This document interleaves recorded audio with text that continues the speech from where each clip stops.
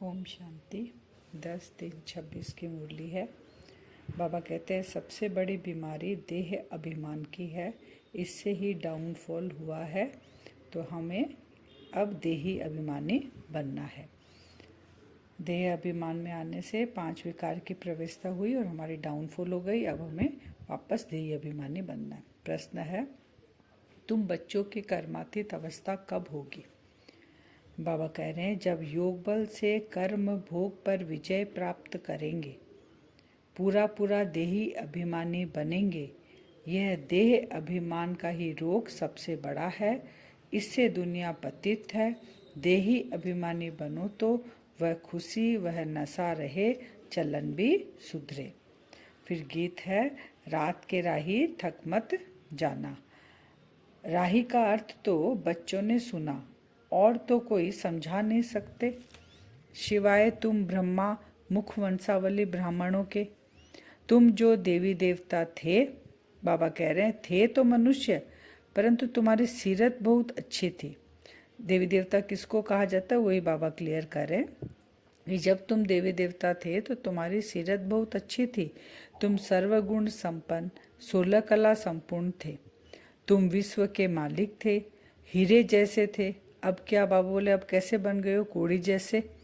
कैसे बन गए? बाबा पूछ रहे हैं। कोई मनुष्य नहीं जानते। तुमने भी नंबरवार पुरुषार्थ अनुसार परिवर्तन हुए हैं। बाबा के जो बच्चे हैं वो ही जानते हैं कि हम हीरो से कोड़ी कैसे बन गए, क्योंकि मनुष्य मात्र तो ये भी नहीं जानते कि कौन हीरा बना था और कौन कोड़ी बना है। फिर तुम्हारा डाउनफॉल शुरू होता है देह अभिमान में आने से। आज पूरी मुरली देह अभिमान और देही अभिमान इसके ऊपर है। यह भी बाप ही बैठ समझाते हैं। क्या समझाते कि तुम्हारा डाउनफॉल है, तुम देही अभिमानी थे तब तुम राइज में थे, अभी तुम डाउनफॉल में हो। ये सब हमें बाबा ही समझाते। तुम भी समझा सकते हो जिनकी सूरत सुधरी। बाबा कहते मैं तुमको समझाता हूँ, तुम किसको समझा सकते हो? जिसकी सूरत सुधरी है। सूरत सुधरी माने जो खुद देही अभिमानी स्थिति में स्थित रहता है वही दूसरे को समझा सकता है। फिर बाबा कहते हैं सीढ़ी भी दिखाई है, कैसे डाउनफॉल हुआ। बर्थ नॉट ए पेनी का भी मनुष्य कारण देह अभिमान है। बाबा कह रहे कैसे तुम्हारा डाउनफॉल होके लास्ट में हम एकदम कोड़ी जैसे नीचे आकर पड़ गए, बर्थ नॉट ए पेनी बन गए, इसका कारण भी देह अभिमान ही है। फिर बाबा कह रहे हैं आत्मा को जरूर बाप से कभी सुख मिला होगा ना, तभी तो पुकारते हैं, पतित पावन को याद करते हैं। और एक गाया भी जाता है, एक गाते हैं ना कि परवा थी, बाबा को याद करते थे सब जाने अनजाने। परवा थी पार ब्रह्म में रहने वाले परमेश्वर की, वह मिल गया, उससे 21 जन्म का वर्षा मिलता है। बाकी क्या चाहिए? तुम सिर्फ देही अभिमानी बनो, माँ में कम याद करो। बाबा बता रहे हैं कि हमें क्या करना है, बाबा को याद करना है, माँ में कम याद करना और देही अभिमानी बनना है। देवताएं आत्म अभिमानी थे, जानते थे एक देह को छोड़ दूसरी लेनी है, ये देवताएं जानते थे। लेकिन परमात्मा अभिमानी नहीं थे, परमात्मा को वहां नहीं जानते थे। सतयुग में बाप को याद करेंगे तो मीठा बनेंगे। देह अभिमान में आने से क्या होता है? देह का भान आ जाता है। देह का भान आने से एक दूसरे की तुलना करते हैं, ईर्ष्या करते हैं, घृणा करते हैं, तो लड़ना झगड़ना बंदरपना बाबा कहते हैं आ जाता है। बच्चों में भी देह अभिमान आ जाता है। यह नहीं समझते कि हमको डायरेक्शन देने वाला कौन है। अगर ये याद रहे तो हम कभी भी लड़ना झगड़ना बंदरपने में या देह अभिमान में नहीं आएंगे। बाबा कहते हैं भल भाषण तो बहुत अच्छा कर लेते हैं, परंतु चलन भी तो अच्छी चाहिए ना, सूरत में सीरत में दिखाई दे कि इनको पढ़ाने वाला कौन है। फिर बाबा कहते हैं यह क्या है? गॉडली वर्ल्ड गवर्नमेंट है। मुझ गॉड की गवर्नमेंट का राइट हैंड है धर्मराज। बाबा बता रहे हैं तुम अच्छे कर्म करते हो तो उनका फल अच्छा मिलता है, और बुरे कर्म करते हो तो उनकी सजा खाते हो। सब गर्भ जेल में भी सजाएं खाते हैं। महिमा एक बाप की है, दूसरे कोई की महिमा है नहीं। बाबा ने क्लियर कर दिया कि बाबा का दूसरा रूप क्या है? राइट हैंड धर्मराज भी है। जैसा कर्म हम करेंगे, बुरे करेंगे तो फल मिलेगा, अच्छा करेंगे तो फल मिलेगा। फिर बाबा कहते हैं महिमा बाबा की है, इसलिए लिखा जाता है त्रिमूर्ति शिव जयंती वर्थ डायमंड, बाकी सब है बर्थ कोड़ी।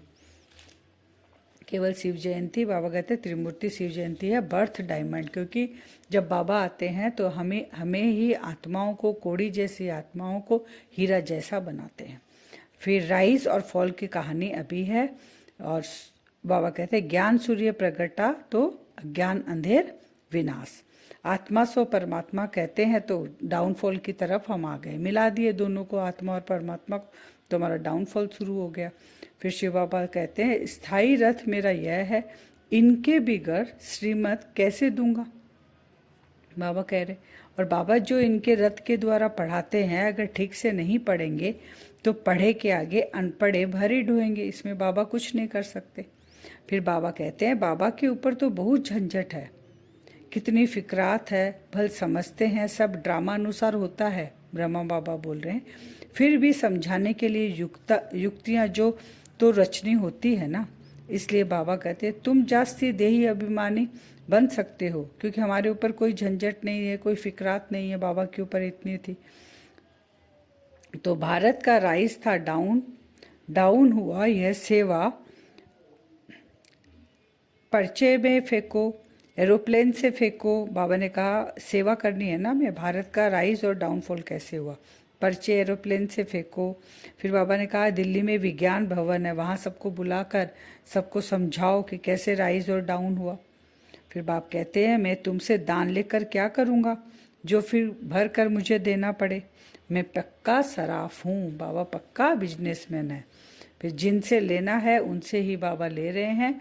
अंत समय में जो स्थिति को देखकर, परिस्थिति को देखकर बाबा को आकर देंगे, तो बाबा कहते हैं मैं तो लूँगा नहीं उस समय, क्योंकि मुझे फिर देना पड़ेगा। तो बाबा पक्का बिजनेसमैन है, नहीं लेगा। वरदान है रिगार्ड देने का रिकॉर्ड ठीक रख, खुशी का महादान करने वाले पुण्य आत्मा भव है। पुण्य आत्मा कौन है, जो छोटे बड़े सबको रिगार्ड देते हैं और रिगार्ड का रिकॉर्ड रखते हैं, तो वही खुश दूसरों को खुश कर देते ना रिगार्ड देकर, वही पुण्य आत्मा है। स्लोगन है हर घड़ी को अंतिम घड़ी समझकर चलो तो एवर रेडी रहेंगे। इसके बाद मातेश्वरी जी के महावाक्य हैं थोड़े से। तमोगुणी माया का विस्तार कैसे होता है। मातेश्वरी जी कहती है कि सतोगुण, रजोगुण और तमोगुण ये तीनों साथ नहीं हो सकते। लेकिन मनुष्य क्या समझते हैं कि जब मनुष्य सच बोलता है तो उस समय सतोगुण है, और जब झूठ बोलता है तो तमोगुण है। लेकिन बाबा कह रहे हैं सतोगुण सतयुग में, रजोगुण द्वापर में और तमोगुण अभी कलयुग में है। ये तीनों साथ नहीं हो सकते हैं। एक ये है, एक दूसरा है कलयुगी असार संसार में सार में ले जाना परमात्मा का ही कार्य है, और कोई दूसरा कर ही नहीं सकता। क्योंकि बाबा को ही पता है कि बाबा ही असार संसार से सार में, क्योंकि ज्ञान का सागर है, तो बच्चों को ज्ञान देकर अपने साथ लेकर जाता है। अव्यक्त इशारे में है निश्चय का फाउंडेशन पक्का रहेगा, टॉपिक वही है, तो निर्भय निश्चिंत रहेंगे। तो ज्ञान की सब्जेक्ट है, वैसे ही सेवा के भी फिक्स प्रोग्राम हमको बनाना है, ज्ञान और सेवा दोनों का, और डेली डायरी में बनाकर उसी अनुसार हमें सेवा जिम्मेवारी से करनी है। बाबा कह रहे तुम जिम्मेवार आत्माएं हो, रिवाइज वाली आत्माएं नहीं हो। विश्व का कल्याण तुमको करना है, तो डायरी बनाओ, प्रोग्राम बनाओ अच्छे से, उसके बाद तुम सेवा करो। ओम शांति।